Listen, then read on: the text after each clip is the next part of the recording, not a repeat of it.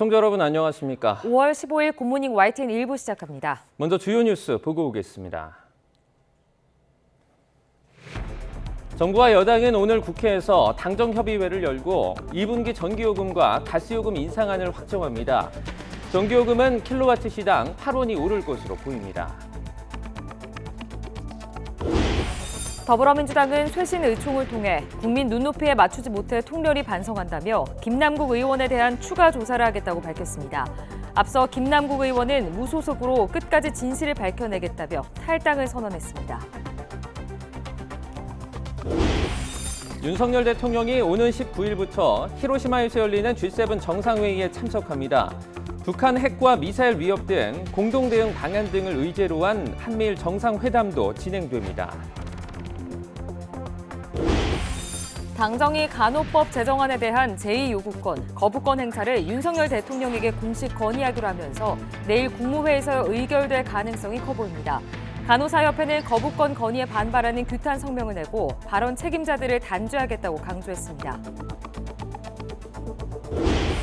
관광버스 앞바퀴가 터지면서 산악회 회원 40여 명이 1시간 넘게 고속도로 갓길에 갇히는 사고가 났습니다. 부산에서는 어제 저녁 지하철 1호선 열차가 고장나 남포역에서 다대포 해수욕장역 구간 양방향 운행이 중단됐습니다. 오늘 아침 기온은 서울과 광주가 14도, 부산 15도 등 어제보다 1, 2도 높겠습니다. 한낮에는 서울의 기온이 27도, 광주와 대구는 29도까지 오르는 등 이번 주에 여름 같은 더운 날씨가 찾아오겠습니다. 첫 소식입니다. 40여일이 미뤄진 올해 2분기 전기요금과 가스요금이 오늘 아침 당정협의회에서 결정됩니다. 여름철 냉방비와 물가를 감안해 킬로와트 시당 7, 8원 정도 소폭 인상하는 방안이 유력합니다. 이승은 기자입니다. 정부와 여당은 당정협의회에서 전기와 가스요금 인상 폭과 시기를 최종 조율합니다. 전기요금의 경우 킬로와트 시당 7에서 8원 정도 소폭 인상될 것으로 보입니다. 국민들의 여름 냉방비 수요와 아직 높은 근원 물가 지수를 고려하면 10원 이상 인상은 어려울 것으로 보입니다. 만약 7원 인상으로 결정되면 월 평균 307kWh를 사용하는 4인 가구 기준 전기요금은 59,740원으로 현재보다 2,440원을 더 내야 합니다. 7원 정도 인상되면 한전은 올해 하반기 2조 원 정도 영업 손실을 줄일 수 있습니다. 한전은 지난 1분기 6조 원대 영업 손실을 내면서 8분기 연속 적자를 보고 있습니다. 판매 가격이 도매 가격에 못 미친다는 상황인 것이죠. 97원 적자에 7원 올려봤자 여전히 적자는 킬로와트 시당 90원이기 때문에 이것은 상당히 부족하다, 인상폭으로서. 가스요금 인상폭도 지난해 인상분인 메가줄당 5원 47전 안팎으로 전망됩니다. 지난 겨울 난방비 폭등 사태를 겪은 이후 1분기 가스요금도 동결된 상태입니다. 요금 인상안 적용 시기는 2분기 시작일인 4월 1일부터 소급 적용하지는 않을 것으로 보입니다. 다음 달부터 적용할지 이달 중 적용할지 결정 예정인데 16일부터 인상이 유력합니다. YTN 이승은입니다. 거액의 가상자산 논란에 휩싸인 더불어민주당 김남국 의원이 전격적으로 자진 탈당을 선언했습니다. 무소속 의원으로서 정치 공세에 맞서 진실을 밝히겠다는 이유를 댔는데 여당은 탈당이 면죄부 받는 만능 치트키라도 되느냐며 공세를 강화했습니다. 조성호 기자입니다. 민주당 김남국 의원이 전격적으로 탈당하겠다고 밝혔습니다. 언론 보도로 거액의 가상자산 보유와 관련한 논란이 불거진 지 9일 만입니다. SNS를 통해 더는 당과 당원들에게 부담 주는 게 옳지 않다고 판단했다며 당을 잠시 떠나겠다고 했습니다. 앞으로 무소속 의원으로서 부당한 정치 공세에 끝까지 맞서 진실을 밝혀내겠다고 강조했습니다. 그동안 김 의원은 가상화폐 보유와 거래 과정에 불법이 없었고 재산 신고도 적법하게 마쳤다며 논란을 정면 반박해왔습니다. 계좌가 딱 하나 실명 계좌만 거래소 계좌를 쓸 수 있는 거잖아요. 그리고 또 더 나아가서 계좌 지갑 주소 역시나 마찬가지로 다 실명 계좌이고. 하지만 가상자산 관련 법안 발의에 지난 대선을 앞두고 대체불가 토큰을 활용한 이재명 펀드 출시에 관여한 것을 두고 이해 충돌 소지가 있다는 의심을 받았고 당 차원의 진상조사가 시작된 데 이어 한동훈 법무부 장관 후보자 인사청문회를 비롯한 상임위 회의 도중에 코인을 거래한 것이 포착되자 이재명 대표가 직접 김 의원에 대한 긴급 감찰을 지시했습니다. 여기에 당 안팎에서 출당, 탈당 요구뿐 아니라 의원직 사퇴까지 거론되자 김 의원은 지역 당원들과 상의 끝에 탈당을 결단한 것으로 알려졌습니다. 국민의힘은 김 의원을 돈봉투 의혹으로 자진 탈당한 송영길 전 대표 등에 빗대면서 꼬리 자르기 탈당, 면죄부를 받기 위한 만능 치트키냐고 몰아붙였습니다. 죄송하고 부끄러운 마음은 찾아볼 수 없다며 의원직을 사퇴하라고 압박 강도를 높였습니다. 국민들은 김남국 의원에게 정당인으로서의 책임을 묻고 있는 것이 아니라 국회의원으로서의 자격을 따져 묻고 있습니다. 탈당 신고서가 접수되면서 김남국 의원은 민주당원 자격을 일단 잃게 됐지만 김 의원 논란이 불러온 혼란을 가라앉히기엔 역부족으로 보입니다. YTN 조성호입니다. 민주당이 거액 가상화폐 논란 속에 탈당한 김남국 의원에 대해 당 책임을 회피하지 않겠다며 추가 조사를 벌이기로 했습니다.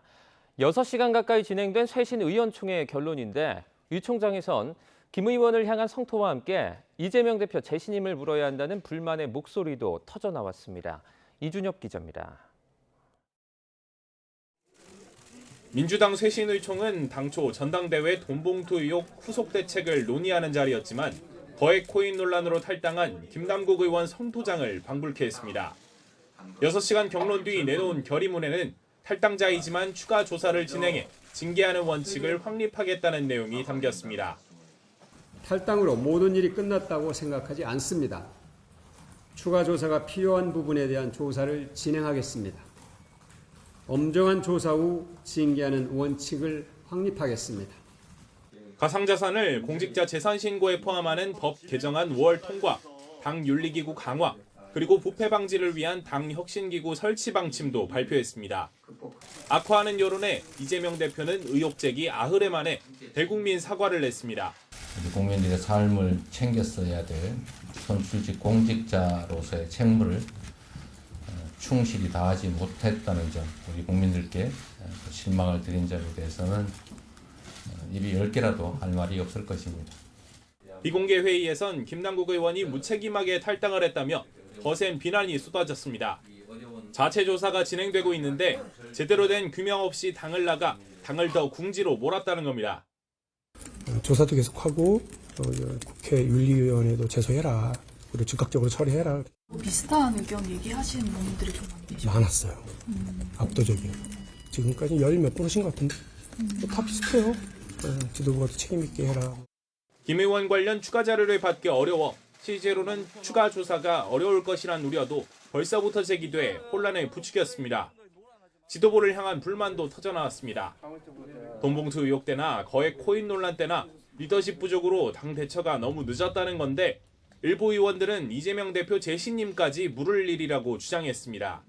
쇄신의총이 자칫 계파 갈등으로 이어질 소지도 남았습니다.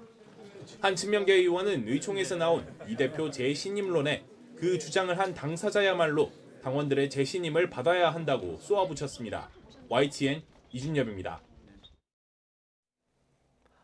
민주당 전당대회 돈봉투 수수 의혹 피의자로 입건된 윤관석, 이성만 의원이 이르면 이번 주 검찰에 소환될 것으로 보입니다.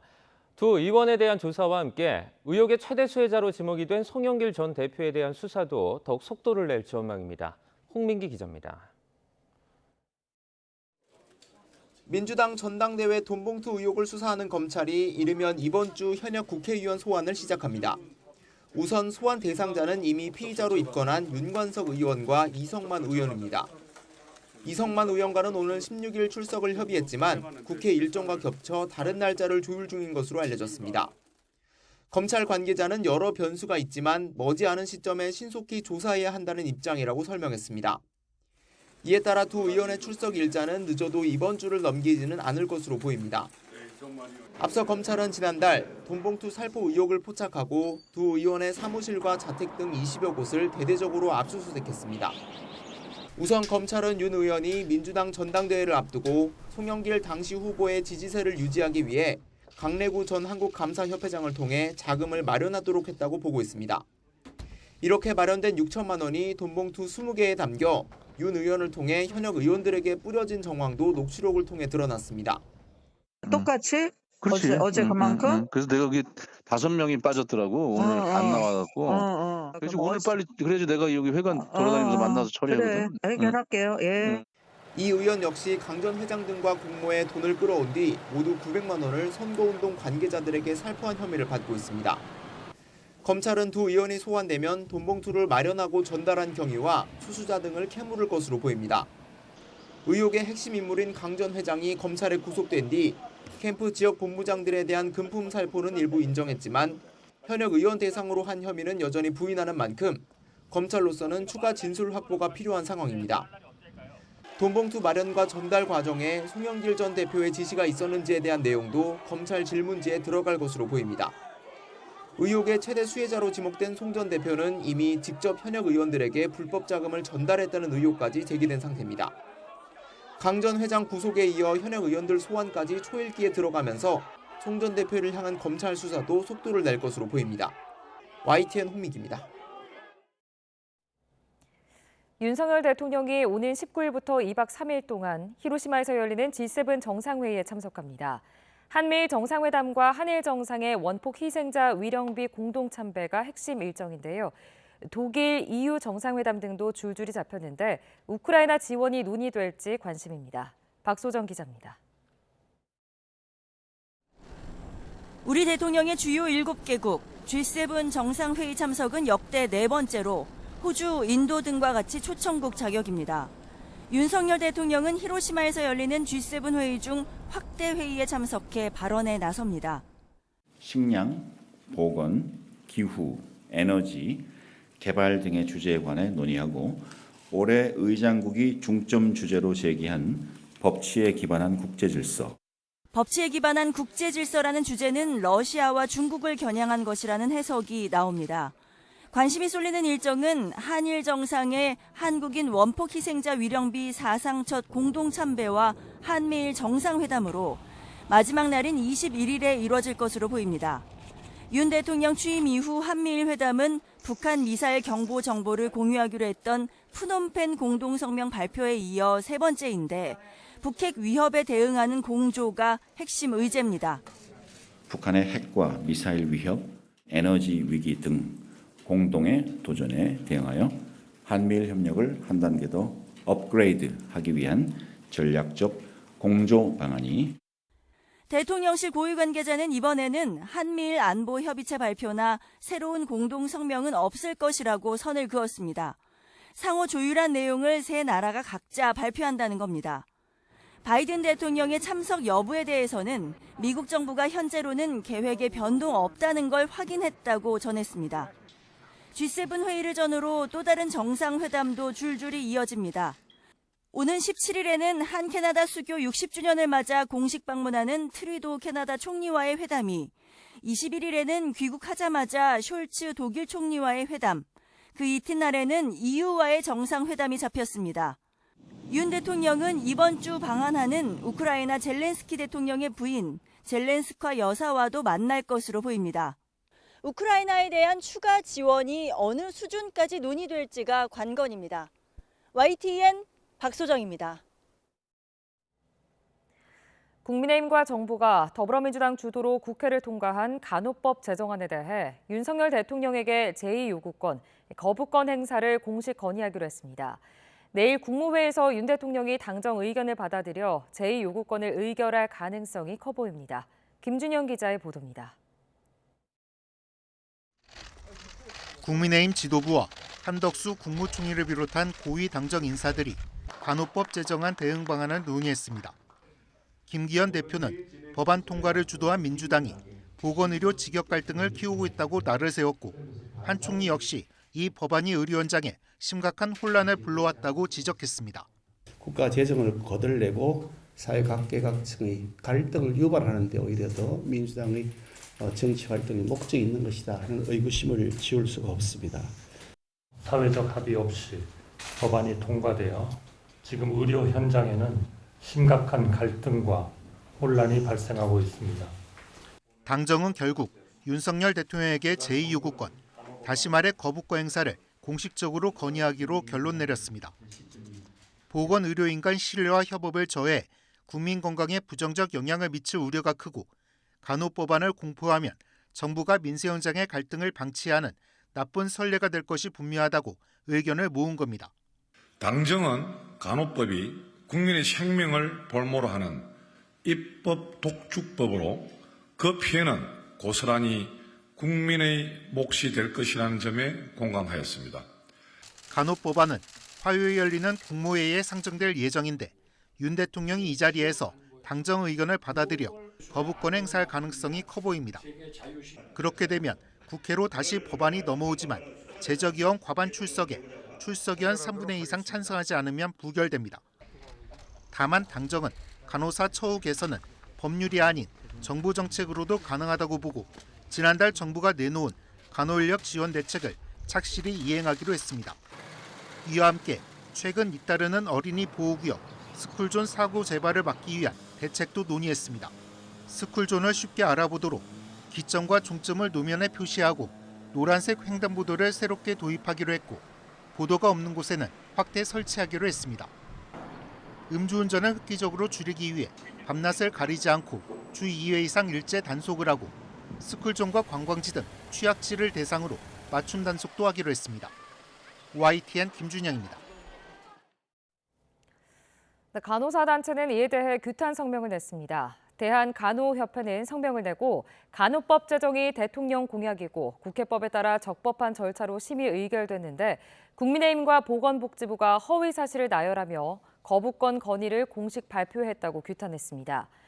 이어 간호법을 국민 생명을 볼모로 하는 입법 독주법으로 보고 간호사들에게 누명을 씌운 것을 잊지 않겠다며 62만 간호인 총궐기로 누명을 바로잡고 발언 책임자들을 단죄할 것이라고 강조했습니다. 충북 청주시의 한우 농가에서 구제역이 발생한 데 이어 충북 증평군의 한우 농가에서도 구제역이 발생했습니다. 농림축산식품부는 어제 증평군의 한우 농장 한 곳에서 수의사가 사육 중인 소를 진료하다 구제역을 발견했다고 밝혔습니다. 이 농장에서는 소 418마리를 기르고 있는데 방역당국은 지침에 따라 모두 살처분할 계획입니다. 최근 인천 건축왕 남모 씨의 딸이 회생을 신청하며 시간 끌기를 하는 게 아니냐는 지적이 나오고 있습니다. 반대로 한순간에 전 재산을 잃고 대출금의 이자까지 시달리는 피해자들은 현실적으로 돈을 돌려받는 게 쉽지 않다 보니 울며 겨자 먹기로 돈 받기를 포기하고 회생을 선택하는 경우가 많은데요. 임대인이 회생으로 시간을 끄는 사이에 역으로 임차인이 회생에 내몰리는 꼴입니다. 박정현 기자입니다. 결혼하면서 마련한 첫 보금자리에서 전세 사기를 당했습니다. 2년의 송사 끝에 보증금 반환 판결도 받아냈지만 임대인 측이 변제 능력이 없다며 버틴 탓에 결국 돈을 돌려받지 못했습니다. 졸지에 전 재산을 잃고 전세 대출금에 이자까지 떠안은 부부는 조금이라도 빚을 탕감받고자 개인회생을 신청했습니다. 저희가 살 방법은 개인회생밖에 없었고요. 그래서 개인회생을 하면서 근근히 또 벌어가면서 계속 먹고 살아야 되니까. 택배 상하차부터 세차까지 이른바 투잡 쓰리잡을 하며 회생 절차를 견뎌냈습니다. 그러나 최소한의 생계비를 빼면 소득 대부분을 돈을 갚는 데 써서 모아둔 돈이 거의 없습니다. 전세 자금을 대출받으려 해도 5년이 지나야 지워지는 회생 이력이 발목을 잡아 아직 월세집을 전전해야 합니다. 네, 우리가 피해자인데 이 기록 하나 때문에 계속 이런 식으로 임대 아파트나 돈을 모아도 작은 집 이런 데만 계속 다녀야 되는 거예요. 그런데 이른바 인천 건축왕의 딸 남모 씨도 최근 회생 신청을 한 것으로 드러났습니다. 남 씨가 신청한 일반 회생의 경우 채권자의 동의 없이는 채무를 탕감할 수 없다는 게 전문가들 의견입니다. 하지만 피해자들은 남 씨가 심사가 진행되는 한두 달 동안 시간을 끌면서 비난 여론이 잠잠해지기를 기다리려는 거라고 의심하고 있습니다. 남 씨의 회생 신청으로 모든 채권이 묶여 압류 신청이 막힌 데 대해서도 분통을 터뜨립니다. 그러면 그때까지 자기 재산을 동결시키면서 저희들은 어떠한 가압류라든가 집행을 못하게 되거든요. 그러면서 여론 추이를 보면서 시간 보내자고 하는 결과로 게다가 회생이 승인돼도 금융권 근저당이 앞선 순위로 잡혀 있는 터라 후순위 채권자인 피해자들에게 돌아갈 돈이 남아 있을지도 미지수입니다. 전문가들은 피해자 개개인이 소송을 통해 돈을 돌려받으려면 오랜 시간이 걸리는 만큼 신속한 지원책이 필요하다고 지적합니다. 위해서는 일반적으로 민사소송을 제기해서 손해배상 청구를 한다거나 아니면 계속 버티면서 이자나 원금을 갚아 나가야 되는데 이것은 매우 가혹합니다. 여야는 오는 25일 전세사기 피해자 지원 대책을 종합한 이른바 전세사기 특별법을 본회의에서 처리할 방침입니다. YTN 박정현입니다. 과거 안정적인 투자처로 주목을 받던 아파트 단지 내 상가의 인기가 크게 떨어지고 있습니다. 고금리에 분양가마저 비싼 편인데다 대형마트와 복합 쇼핑몰 등에 손님을 뺏긴 결과로 풀이됩니다. 이동우 기자가 취재했습니다. 서울 송파구 가락동 9,500여 가구에 이르는 대단지 아파트. 1층 상가도 곳곳에 공실이 보입니다. 아파트 단지 바로 앞 지하철역과 이어지는 지하 1층 상가는 훨씬 더 썰렁합니다. 통로 양옆으로 절반 이상이 비었고 임대 문의라는 팻말과 전화번호만 빼곡하게 적혀 있습니다. 경기도 위축이 돼 있고, 네, 또 코로나 여파도 있고, 또 이제 여기 임대료가 이제 그런 부분에서 적합하지 않으면은 공실이 생기는 거죠.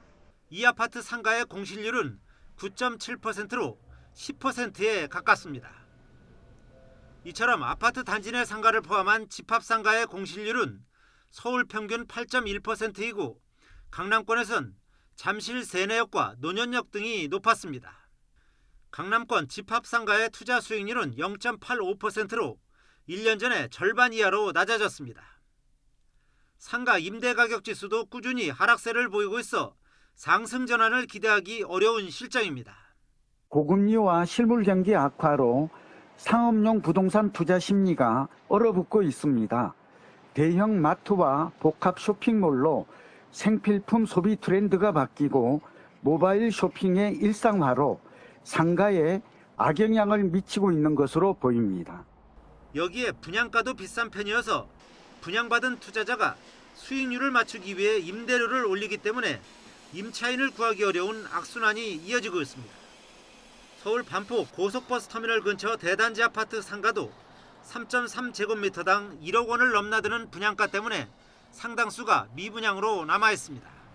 그렇죠. 비싸서 그렇죠. 다른 데보다 엄청 비싸죠. 약간 제한은 1억 약간 안 되고 1층으로 가면 조금 넘고요.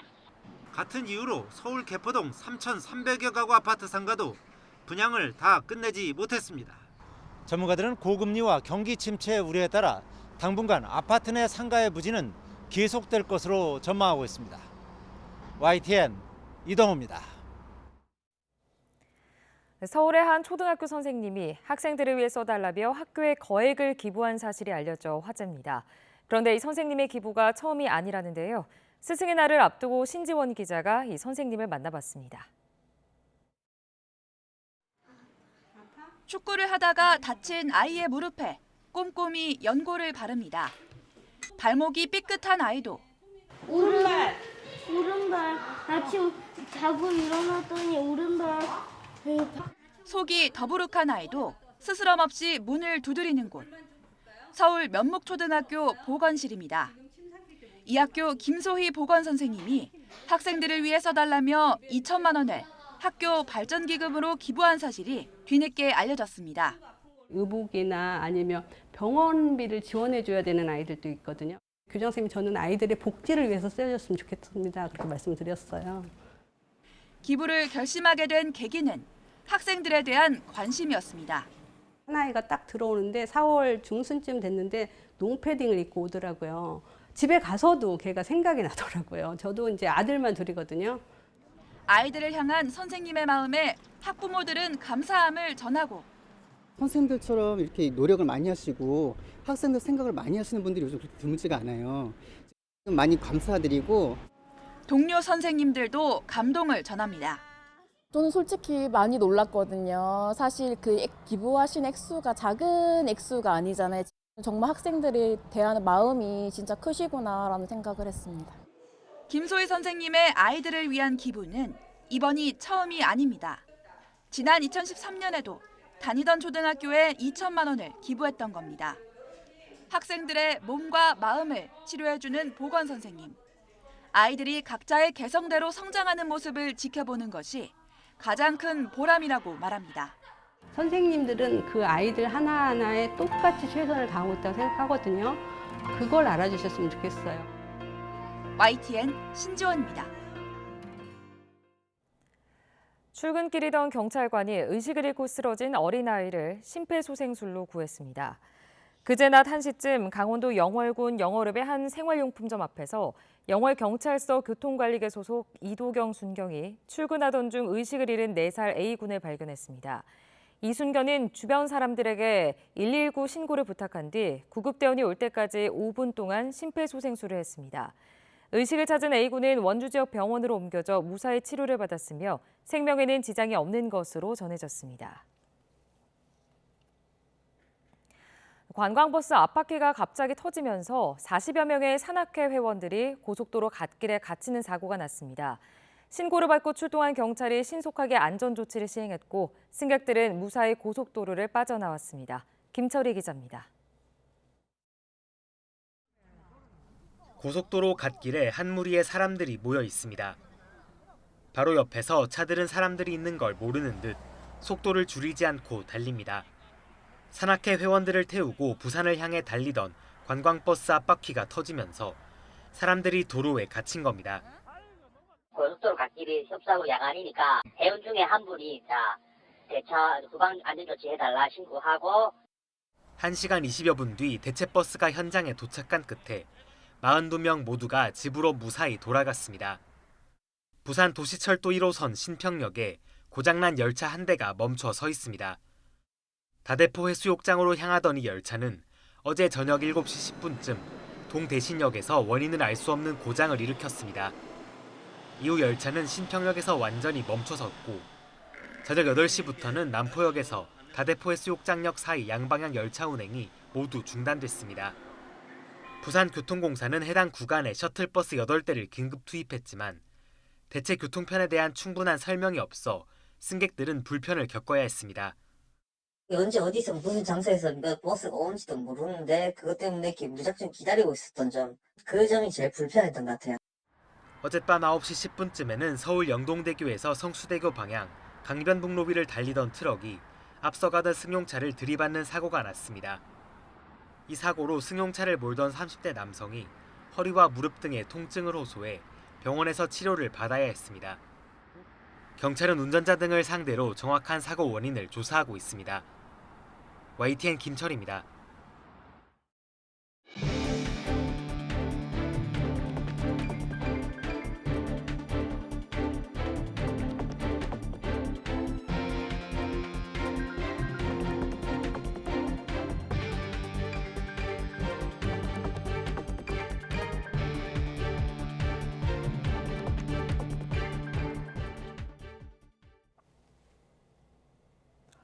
고액의 가상자산 논란에 휩싸인 더불어민주당 김남국 의원이 전격적으로 자진 탈당을 선언했습니다.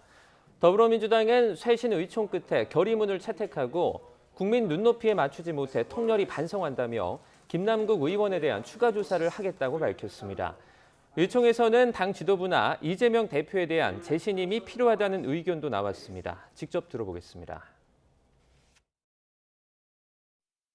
민주당은 국민들과 함께 호흡하지 못했습니다. 국민들의 마음에서 멀어져 있었고 국민 눈높이에 맞추지 못했습니다. 통렬하게 반성합니다. 위법이 아니라는 이유로, 동료 의원이라는 이유로 우리 자신에게 관대하고 회할 일을 방기하지 않았는지 깊이 자성합니다. 국민의 상식에 맞는 정치 윤리를 바로 세우겠습니다. 탈당으로 모든 일이 끝났다고 생각하지 않습니다. 추가 조사가 필요한 부분에 대한 조사를 진행하겠습니다. 엄정한 조사 후 징계하는 원칙을 확립하겠습니다. 당 지도부가 이재명 대표님의 재신임을 물어야 한다는 의견이 나왔다는 그런 주장을 하신 의원님도 계셨습니다. 더불어민주당 이재명 대표는 김남국 의원이 최근에 벌어진 사태에 대한 책임을 지는 차원에 대해서 탈당한 것 같다며 민생고 속 신음하는 국민에게 소속 국회의원이 심려를 끼친 점에 대해 대국민 사과했습니다. 이 대표는 의원총회에서 24시간 불철주야로 국민의 삶을 챙겼어야 할 선출직 공직자로서 책무를 충실히 다하지 못했다는 점과 국민의 실망을 드린 점에 대해 입이 10개라도 할 말이 없을 것이라며 고개를 숙였습니다. 국민의힘은 거액의 가상자산 보유 논란이 불거진 민주당 김남국 의원이 자진 탈당을 선언하자 또다시 꼬리 자르기 탈당이라고 비판했습니다. 강민국 수석 대변인은 논평을 통해 송영길 전 대표, 윤관석, 이성만 의원에 이어 김 의원까지 이쯤 되면 민주당은 탈당이 면죄부를 받는 만능 치트키라도 되는 줄 아는 모양이라며 이같이 밝혔습니다. 민주당 전당대회 돈봉투 수수 의혹과 관련해 윤관석, 이성만 의원이 이르면 이번 주 검찰에 소환될 전망입니다. 서울중앙지검은 피의자 신분인 윤 의원과 이 의원을 이번 주 안에 불러 돈봉투를 마련하고 전달한 경위와 수수자 등을 물을 예정입니다. 검찰은 윤 의원이 민주당 전당대회를 앞두고 송영길 당시 후보의 지지세를 유지하기 위해 강래구 전 한국감사협회장을 통해 자금을 마련했다고 보고 있습니다. 이 의원 역시 강 전 회장 등과 공모해 돈을 끌어들인 뒤 모두 900만 원을 선거운동 관계자들에게 살포한 혐의를 받고 있습니다. 국민의힘과 정부는 더불어민주당 주도로 국회 본회의를 통과한 간호법 제정안에 대해서 윤석열 대통령에게 제2요구권, 즉 거부권 행사를 공식 건의하기로 했습니다. 국민의힘과 정부는 고위당정협의회를 열고 이같이 결정했다고 국민의힘 강민국 수석 대변인이 브리핑에서 밝혔습니다. 강 수석 대변인은 당정은 간호법안이 국민의 생명을 볼모로 하는 입법 독주법으로 피해는 고스란히 국민 몫이 될 것이란 점에 공감했다고 설명했습니다. 간호법안은 내일 열리는 국무회의에 상정될 예정으로 법안 공포나 제2요구 시한은 오는 19일입니다. 지난해 정부는 수십 년간 대통령의 공간이었던 청와대를 개방하면서 서울의 핵심 관광지로 만들겠다는 포부를 밝혔습니다. 네, 그러나 정작 1년간 청와대를 찾은 시민들은 관광 인프라가 부족해도 너무 부족하다는 비판을 내놓고 있습니다. 어느 정도길래 그런지 강민경 기자가 직접 청와대를 다녀왔습니다. 지난해 윤석열 대통령 취임에 맞춰 굳게 닫혔던 철문을 연 청와대. 그러나 1년이 지난 지금 청와대 홈페이지에는 볼 게 없었다는 방문객의 지적이 쏟아지고 있습니다. 관람 인프라가 어느 정도로 갖춰지지 않은 걸까요? 제가 직접 청와대 안을 둘러보겠습니다. 먼저 청와대의 심장인 본관. 내부 수리를 이유로 2주일 넘게 통제하겠다는 안내가 붙어 있습니다. 볼거리를 기대한 시민들은 실망감을 감추지 못합니다. 와 보니까 뭐 좋긴 한데 이제 갑자기 이제 본관도 닫아 있고 이래가지고 그런 게 조금 아쉽긴 합니다. 다른 건물도 사정은 비슷합니다. 이곳은 본관 바로 옆 외국 국빈을 맞이할 때 쓰던 영빈관인데요. 마찬가지로 자주 통제되는 모습을 확인할 수 있었습니다. 대통령 관저로 넘어가 봤습니다. 검게 변해버린 나무 기둥부터 눈에 들어옵니다.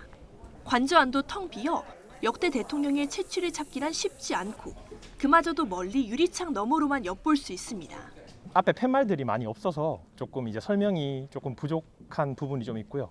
역대 대통령 분들의 이제 사진들이 이제 연도별로 좀 이렇게 딱딱딱 이제 순서대로 좀 정렬돼 있었으면은. 이번엔 최고의 정원으로 꼽히는 녹지원. 곳곳에서 오래된 나무가 반겨지지만 언제 어떤 일을 계기로 심어졌는지는 알 길이 없습니다. 유서 깊은 다른 건물에서도 역사와 배경 속에는 빠져 있습니다. 이곳은 원래 청와대 수석 그리고 대통령까지 근무했던 여민관인데요. 보시다시피 아무런 설명이 되어 있지 않고 철문도 내려가 있습니다. 외국인을 위한 서비스는 찾아보기조차 어렵습니다. We want to see more like English instruction here, but we cannot find any English instruction. There's no English instructor to tell us what's the story behind this palace. 풍부한 콘텐츠로 한국을 대표하는 관광지로 만들겠다던 정부의 애초 목표와는 거리가 있어 보이는데 문화체육관광부는 청와대 본관에 대통령의 상징 소품을 전시하고 기자회견장이었던 춘추관은 역대 대통령의 식기류를 배치하는 등 기획을 준비하고 있다고 설명했습니다.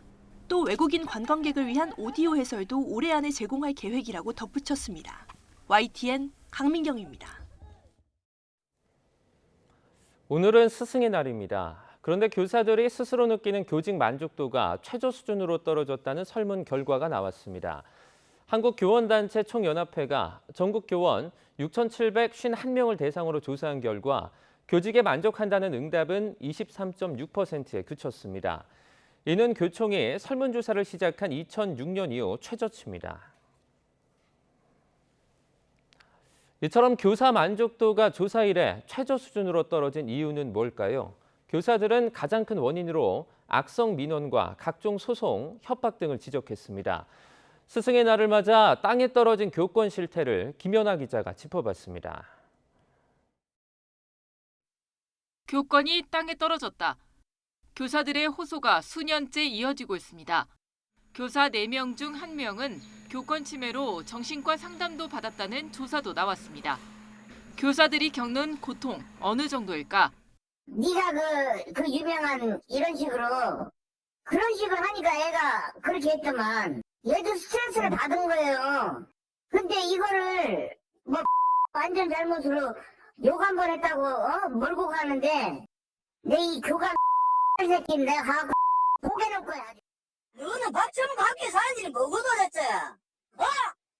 와 진짜 X네 이거. 당신 어디 있는데? 교무실로 가면 되나? 네, 교무실로 오십시오, 그러면. CCTV 없는 마당에서 만나자. 의도자에 너무 많았나? 심각한 욕설과 협박에도 대응할 방법이 없어서 무력감과 교직에 대한 회의도 심각합니다. 교육청에서 저를 이제 실사가 나온 거예요. 진짜 아무것도 아니구나. 전 진상 학부모 한 명의 말이 더 중요하고 교사를 위한 법은 없다라는 걸 되게 여실히 느꼈고 지금 휴직 중이고요. 정신과 치료를 계속 받고 있고 교단에 다시 설 수 있을까 내가? 선생님이라는 직업을 다시 가질 수 있을까? 무차별적인 민원이 아동 학대 소송으로 이어지는 사례도 갈수록 늘고 있습니다. 교총 보고서를 보면 지난해 교권 침해 상담 처리가 6년 만에 최고치를 기록했는데 학부모에 의한 피해가 1위였고 4번 중 1번은 아동학대 신고 협박 또는 실제 소송으로 이어졌습니다. 최근 5년간 학생이나 학부형이 교사를 폭행한 사건도 900건에 육박합니다.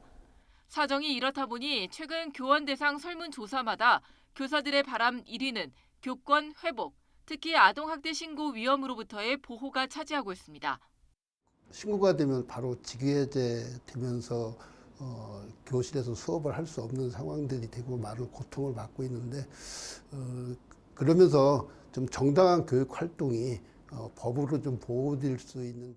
특히 교원단체들은 다음 달 28일 부여되는 생활지도권과 관련해 면책특권을 함께 요구하고 있는데 정당한 학생 지도에 대한 면책특권 관련 법안은 이제 국회 논의가 시작되는 단계입니다. YTN 김연아입니다. 대학가의 학생들이 다시 돌아왔지만 여전히 상가마다 공실이 넘쳐나는 곳이 있습니다. 건물 주인들이 애써 비싼 임대료를 낮추기보다 비워두는 걸 선호하면서 상권 회복이 더뎌지고 있습니다. 윤혜리 기자가 현장을 다녀왔습니다. 대학생들이 붐비고 중국인 관광객 명소로 입소문을 타면서 상권이 활발하던 이화여대 앞입니다. 대면 수업이 부활하면서 학생들은 늘었지만 점포들이 나란히 비어있는 모습이 쉽게 눈에 띕니다. 정문 바로 앞 상가는 이렇게 통째로 텅 비어있고 지하철역까지 이어지는 큰 길가에도 임대 문의가 써붙은 공실들이 즐비합니다. 또 다른 핵심 상권인 정문부터 신촌 기차역까지 이어지는 이화여대길. 상가 건물 29개 가운데 비어있는 1층 매장만 21개에 달합니다.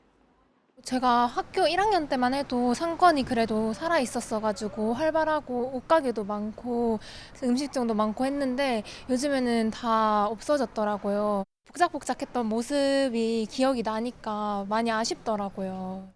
올해 1분기 신촌과 이대의 중대형 상가 공실률은 점차 회복되는 추세지만 소규모 상가 공실률은 12.3%로 전국 평균의 2배에 육박합니다. 여전히 높은 임대료도 상권 회복 걸림돌입니다. 5평 남짓한 1층 매장 임대료가 보증금 1억에 월세 400에서 500만 원에 이르다 보니 상가 전체가 통째로 2년 넘게 비어 있는 경우도 있습니다. 1억에 5배 이상을 받아야 된다고 안 주는 거예요. 계약서를 안 써주는 데가 몇 군데 있어요. 네, 저희가 사람을 붙여도 그러니까 그냥 공실이 있는 게 아니에요. 상인들은 10년 만에 풀린 권장업종 해제에 기대를 품고 있습니다. 의류와 잡화 매장, 미용실로 한정한 규제가 완화되면서 상가 입점 문의가 늘어나는 추세입니다. 여기가 원래 옷가게 거리였잖아요. 근데 옷가게들이 많이 없어져서 음식점이 좀 이렇게 생겨가지고 먹자골목이 형성되면 좋을 것 같습니다. 하지만 여전히 비싼 상가 임대료와 외국인 관광객 유입 확대, 특화단지 조성 등 상권이 완전히 살아나기까지는 시간이 좀 더 걸릴 것으로 보입니다. YTN 윤혜리입니다. 최근 2030 젊은 층이 가입할 수 있는 어린이 보험, 이른바 어른이 보험이 눈길을 끌고 있습니다. 여기에 최대 100살 만기 보장 상품까지 잇따라 출시됐는데 보험사가 보장성 보험에만 치중한다는 지적이 나오고 있습니다. 엄윤주 기자가 취재했습니다. 30살 직장인 A씨는 3년 전 지인의 권유로 어린이 보험에 가입했습니다. 다른 일반 상품 보험료와 비교했을 때 상대적으로 저렴하고 보장 범위도 넓기 때문입니다. 주변에서 30살 전이라면 어린이 보험을 어른도 가입을 할 수 있다는 추천을 받아서 보험료가 다른 어른 보험이랑 비교해 봤을 때 확실히 좀 저렴한 면이 있어서 어린이 보험을 선택하게 됐습니다. 이처럼 2030 젊은 층을 중심으로 어린이 보험 가입자가 느는 가운데 최근 한 생명보험사에서는 가입 연령을 35살까지 늘린 어른이 보험을 출시했습니다. 종신상품 가입률이 낮은 젊은 층을 고객으로 확보하고 새로운 먹거리를 찾겠다는 겁니다. 기성세대에 비해 보험에 대한 관심이 적은 2030 고객군을 확보할 수 있다는 장점이 있고 저출산 고령화 등으로 포화 상태인 보험 시장에서 상대적으로 젊은 신규 고객을 확보할 수 있다는 장점도 있습니다. 여기에는 또 다른 셈법도 깔렸습니다. 올해부터 새로운 회계 기준 IFRS 17이 도입되면서 보험사의 미래 수익성을 의미하는 보험계약 마진, CSM이 중요 지표로 떠올랐기 때문입니다. 어린이 보험과 암보험, 운전자 보험 같은 보장성 상품의 경우 현재 가치로 환산할 때 CSM이 높게 산정되지만 연금보험과 저축보험처럼 만기에 고객에게 돈을 돌려줘야 하는 저축성 상품은 부채로 집계돼 불리합니다. 보험사 입장에서는 기업 실적과 가치를 보여주는 CSM이 높은 보장성 상품에 주력할 수밖에 없는 실정입니다. 급기야 보험 기간이 최대 100살인 최장기 보장성 상품까지 출시됐습니다. 이처럼 보험이 특정 상품으로 편중되자 금융감독원이 세부 가이드라인을 마련하기로 했습니다. 금감원은 보험회사들에게 단기의 회계적 이익 극대화만을 추구하기보다는 장기적 관점에서 건전한 성장을 계획하도록 당부할 예정이고 이와 함께 시장 경쟁을 해치는 불안전 판매 등 불공정 행위에 대해서는 엄정하게 대처해 나갈 계획이라고 경고했습니다.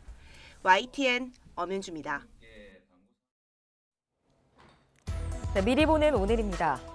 정부와 여당은 오늘 국회에서 당정협의회를 열고 2분기 전기요금과 가스요금 인상을 결정합니다. 여당과 정부는 어제 오후 서울 삼청동 총리공관에서 열린 고위 당정협의회에서 전기요금을 킬로와트 시당 8원 올리는 방향으로 의견을 모은 것으로 전해졌습니다. 스승의 날을 맞아 윤석열 대통령이 학창시절 은사를 포함해 교원들을 초청해 오찬 간담회를 엽니다. 윤 대통령은 오늘 용산 대통령실에서 이주호 사회부총리 겸 교육부 장관, 정성국 교원단체 총연합회 회장 등 교원단체 관계자와 교사 20여 명을 불러 점심 식사를 하며 교육계 발전 방향에 대해 의견을 나눕니다. 네, 이명박 전 대통령은 오늘 자신의 재임 시절 대표적 치적으로 꼽히는 서울 청계천을 측근들과 함께 방문합니다. 이 전 대통령은 오늘 오전 청계천을 사랑하는 모임이 주관하는 청계천 걷기 행사에 참석합니다. 이 자리에는 이재호 전 특임 장관을 포함해 이명박 정부 당시 장관과 청와대 수석과 실장 등 측근 20여 명이 동행할 계획입니다. 네, 서울시가 폭염, 폭우 등 여름철 재해와 각종 안전사고 발생에 대비해 오늘부터 10월 15일까지 재난안전대책본부를 운영합니다. 시는 폭염, 수방, 안전, 보건 등 4대 분야 18개 과제 세부 대책을 담은 2023년 여름철 종합대책을 발표했습니다. 지금까지 미리 보는 오늘이었습니다.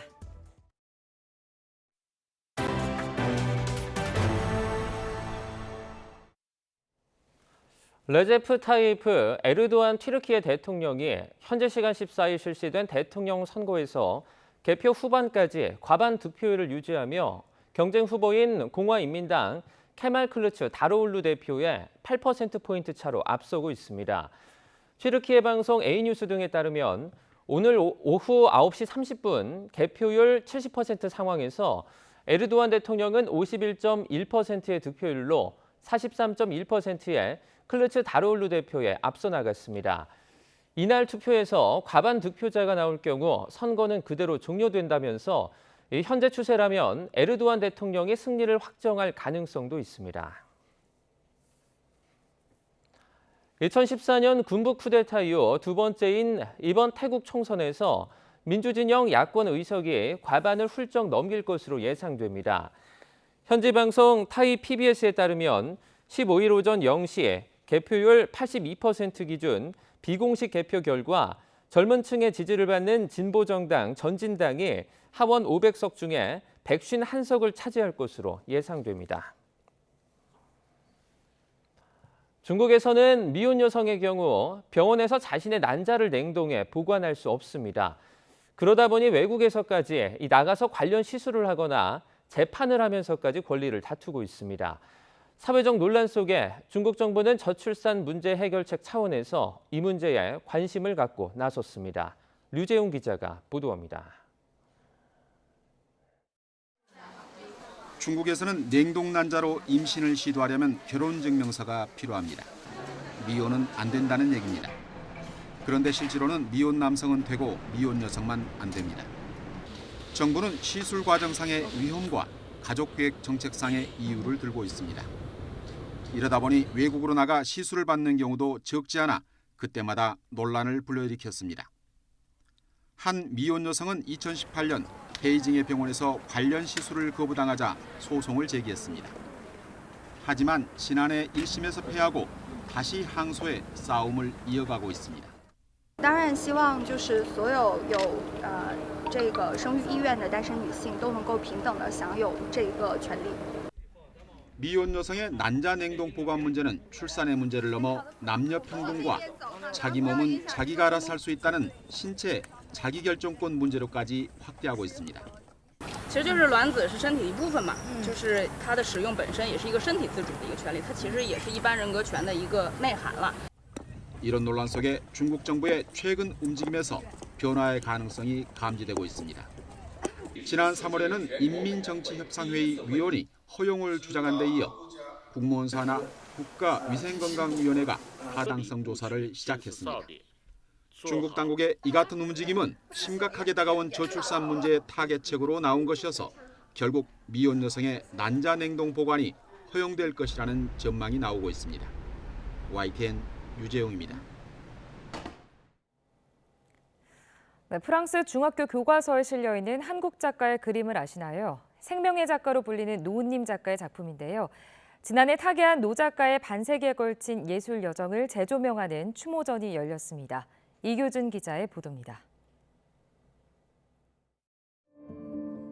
세 발 달린 검은 동물의 역동적 움직임. 이국 땅에서 역경을 딛고 한 발 한 발 나아간 작가 자신의 모습이 투영된 듯합니다. 프랑스 중학교 문학 교과서에 카프카의 소설 변신과 함께 실린 노은님 작가의 작품입니다. 생전에 동양의 명상과 서양의 표현주의를 잇는 달이라는 찬사를 받던 작가의 50여 년 작품 세계를 되돌아보는 추모전입니다. 80, 90년대에 강렬하고 어둡고 무게감 있고 이런 작품들이 결국은 본인에게 어떤 그 자유롭게 하는 어떤 원동력이 돼서 그것이 후반기에 훨씬 더 맑고 자유로운 그 예술 세계를 펼칠 수 있는 그런 계기가 되지 않았나 이런 것들 좀 보여드리고 싶었어요. 파독 간호사로 일하다 33살의 늦은 나이에 전업 작가의 길에 들어선 노은님. 하루하루 붓질로 외로움을 이겨내며 예술가로서 자유를 얻기까지 여정은 힘겨웠지만 내면적 고행 끝에 물고기와 나뭇잎 등 자연 속에서 힘찬 생명력을 찾아냈습니다. 살아있는 모든 거는 다 무진장 그 사랑에 의해서 나왔고 또 이제 죽을 때까지 최선을 다해서 살아야 되는 의무를 갖고 있는 똑같은 입장이라 생각해요. 동물이건 식물이건 사람이건. 80년대 초 아프리카 여행 체험을 거침없이 쏟아낸 길이 8.5m의 대작을 비롯해 35점의 작품과 함께 작가의 여정을 따라갑니다. 이방인으로 겪은 고독과 방황, 삶과 죽음 사이의 깊은 고뇌, 그리고 예술의 품에서 해맑게 웃는 어린아이 같은 동심과 해탈이 가슴에 와닿으며 지금 이 순간 누군가에게 날개를 달아줍니다. YTN 이교준입니다. 오늘은 따뜻함을 넘어서 여름처럼 더운 날씨가 찾아오겠습니다. 온화한 남서풍이 불어들며 기온이 오름세를 보이겠는데요. 오늘 서울의 한낮 기온은 27도로 예년 기온을 4도가량이나 크게 웃돌겠고요. 그만큼 일교차가 10도 이상 극심하게 벌어지겠습니다. 오늘 전국이 대체로 맑겠지만 오후에는 강한 볕이 내리쬐며 자외선과 오존 농도가 모두 높게 치솟겠습니다. 오전에는 제주도에 빗방울이 떨어지는 곳이 있겠고요. 제주 산간에는 오후 한때 5에서 20mm의 소나기도 지나겠습니다. 오늘 아침 기온은 어제보다 조금 더 높겠습니다. 서울이 13도, 대전과 안동이 11도, 대구는 14도를 나타내고 있고요. 한낮에는 마치 여름처럼 기온이 크게 오르겠습니다. 오늘 서울의 한낮 기온은 27도, 대전과 대구가 29도, 광주도 29도 선까지 크게 오르겠습니다. 내일은 서울 기온이 30도까지 오르는 등 때이른 더위가 절정에 달할 전망입니다. 지금까지 날씨 정보였습니다. 굿모닝 YTN 1부는 여기까지입니다. 네, 잠시 후 2부가 이어집니다. 시청해주신 여러분 고맙습니다.